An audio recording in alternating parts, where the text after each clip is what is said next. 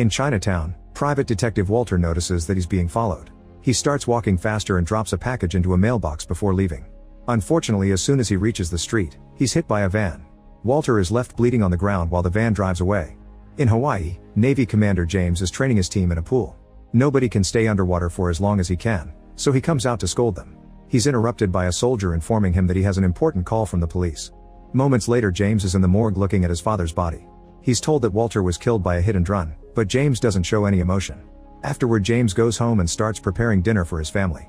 When his wife Layla asks about his day, he tells her about the training and casually mentions that Walter died, calling him by his name instead of Dad.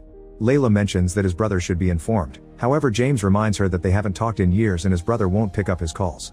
In Oklahoma, James' half-brother Johnny finds his girlfriend Valentina packing her things because she wants to leave. Today is her birthday and Johnny has forgotten, which is the final straw. Johnny is always fooling around and doesn't take anything seriously, so Valentina has had enough. Johnny apologizes and swears he'll do better, so Valentina kisses him. However, she also slaps him and leaves anyway. A depressed Johnny spends the next few hours drinking to forget. At that moment he gets a call from Layla, who informs him of Walter's death and tells him that the funeral is tomorrow. Johnny has no interest in attending and goes to the bathroom while telling her about his police work. Suddenly two men appear behind him and put a knife to his neck. When Johnny turns to look at them, he accidentally pees on their shoes. These men want the package that Walter sent, but Johnny has no idea what they're talking about and explains he hasn't seen Walter since he was a child. The men show him their tattoos to prove they're Yakuza and threaten to kill him if they don't get the package. Johnny pretends to beg for his life only to attack them. He throws the guys around his bathroom and destroys several things including the door. A third man comes in and opens fire, so Johnny has to take cover. One of the first attackers then wakes up, so Johnny throws him against the door and pushes it to trap the shooter as well, punching him through the wood. Then Johnny starts using furniture as weapons and even takes a break to have a drink. The fight continues for a while and Johnny manages to knock out two men. The last one finds his mother's shrine and destroys it, so Johnny grabs a grater and brutally slides it on the guy's arm. Then he smashes the man's head on the table and punches him from behind, knocking out his teeth. On the same table, he finds a note from Valentina that says, "Thanks for nothing." The mobsters come back for more and Johnny is almost choked to death, but he throws the guy on the glass shards to kill him. Afterward, Johnny picks up the picture of his mother with his younger self. Hidden behind it is Walter, and John insults him. The next day at the funeral, James notices that both the Yakuza and the Syndicate gangs have come. He's also surprised by Johnny's arrival and they immediately start arguing and insulting each other, so the priest has to scold them. After the priest's speech, Walter's ashes are sent away on a boat. Later, Johnny discovers that James is living in his childhood home. It's revealed that Walter cheated on James' mother and had Johnny with his lover. James' mother still welcomed Johnny into her house, but James didn't like him because the affair destroyed his family. During lunch, the family is joined by Governor Peter since Johnny's half-sister Haunani works for him. Johnny reveals that he didn't come for his brother, he came because he wants to find Walter's killer. James insists it was a hit and run, so Johnny tells him about last night's attack. An argument ensues and James accuses Johnny of bringing trouble everywhere. When Johnny points out that James didn't help him when his mother was killed either, James freezes for a second before asking him to talk in private. At the beach, the brothers start arguing again and James refuses to believe Walter's death wasn't an accident, so Johnny gives him the finger and leaves. At a bar, Johnny bumps into his old friend Alakai, who belongs to the Syndicate gang. Alakai's boss Mr. K wants to see Johnny, but he isn't interested. Suddenly he starts feeling sick and passes out as he realizes that Alakai put a sedative in his drink.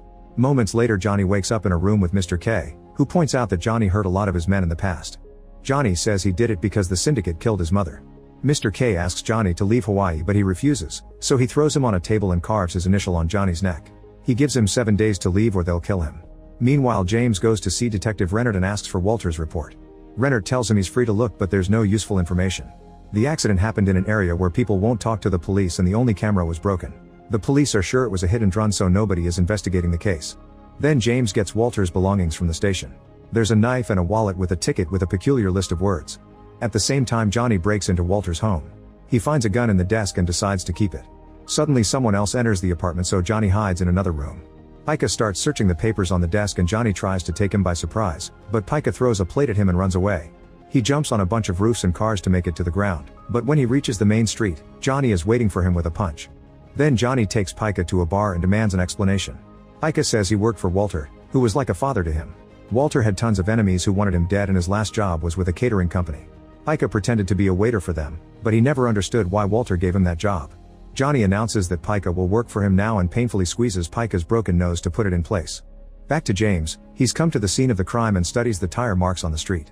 He then notices a camera in an adult shop, so he goes inside and tries to offer money in exchange for seeing the security footage. When the owner refuses, James attacks the clerk by ripping off his piercings. Later, Johnny and Pica return to Walter's place and find a surfing board. Pica says that Walter didn't surf and Johnny notices that a fin is wrong. When he pulls it, some blueprints fall from a hidden compartment.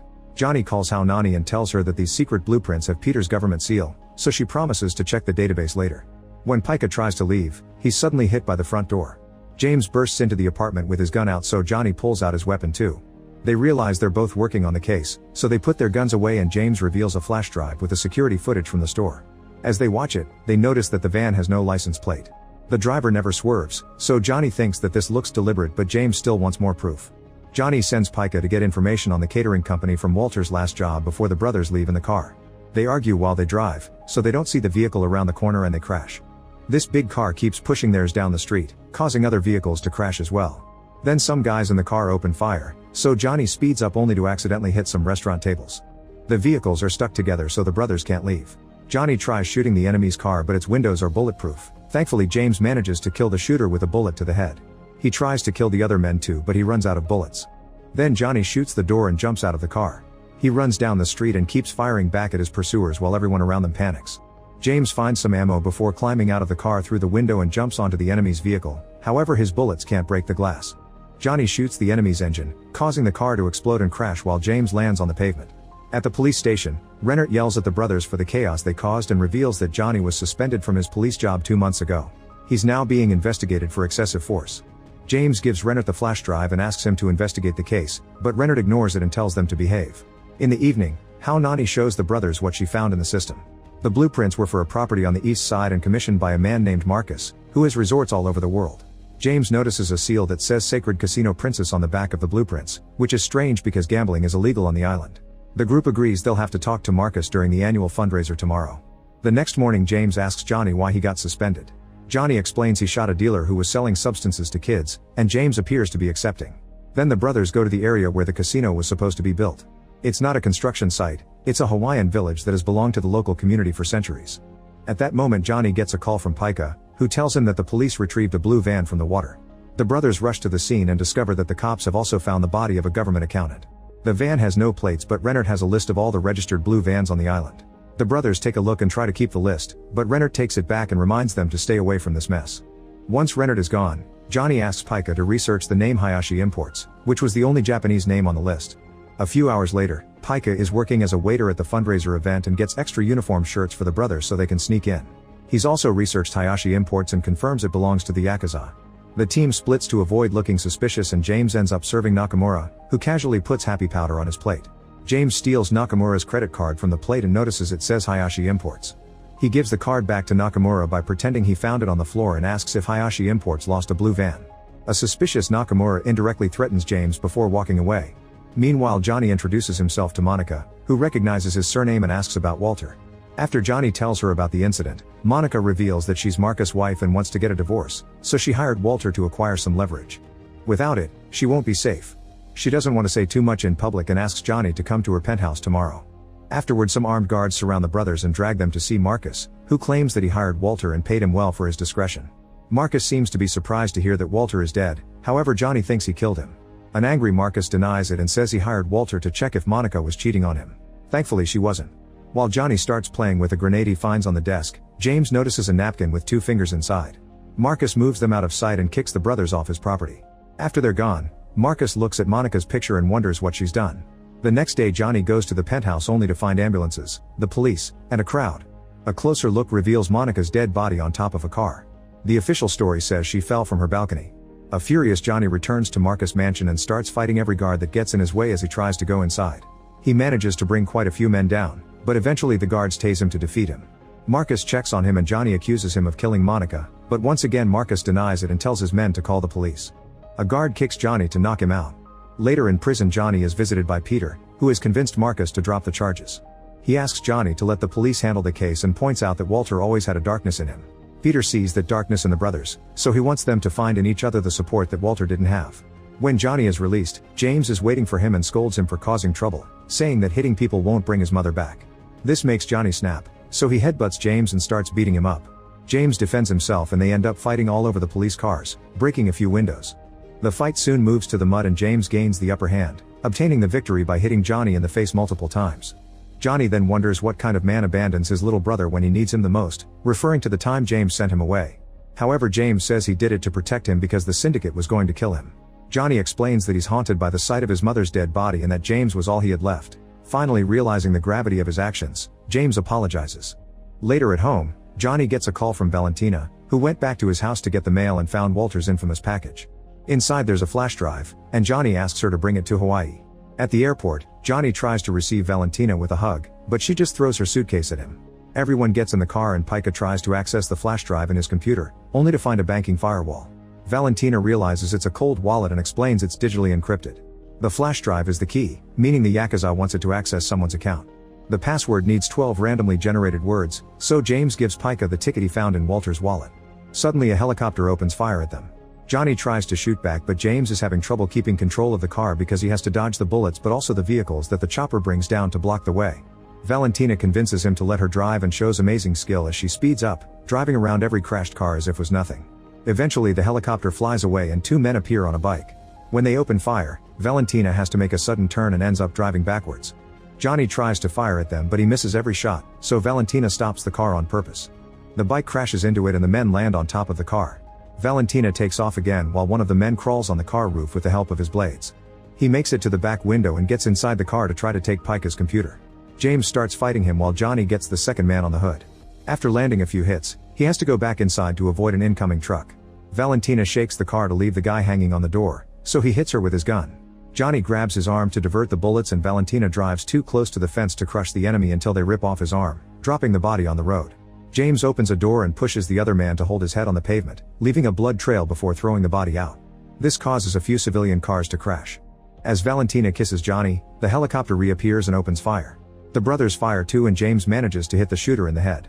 The body falls back and the bullets hit the pilot instead, so the chopper soon crashes on the road. Valentina drives as fast as possible and enters a tunnel just in time to avoid the explosion. Afterward the group takes a break and Pica finally accesses the information on the flash drive. $12 million per year have been transferred to Peter, which makes the group realize that Marcus has been paying Peter to legalize gambling so he can open his casino and the Yakuza were hired for protection.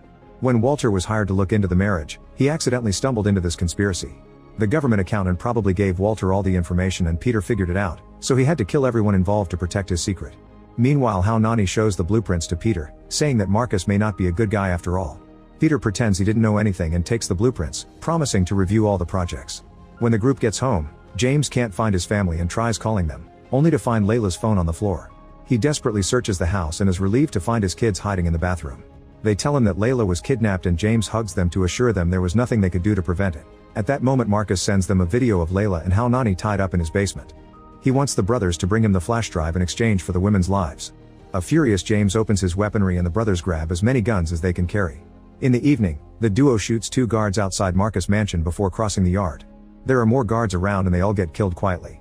Suddenly Marcus' car loses a window and the guards take a closer look to find a note asking them to smile. Then they're killed by Johnny, who shoots them one by one. James provides backup as a sniper and tries to kill a guy on the first floor too, however the glass is bulletproof and the resulting noise makes the guard open the window. James shoots fast to kill him as well. Suddenly the power goes out in the house and Marcus sends out one of his basement guards to investigate. The man discovers that all the cables have been cut and tells Marcus this on the radio. When he turns around, he finds all his co-workers' bodies in the pool. At that moment Johnny stabs him in the neck from behind and takes the radio to tell Marcus that they'll see him soon. Marcus then sends out Nakamura and his men. James finds them in the corridor and a vicious fight begins.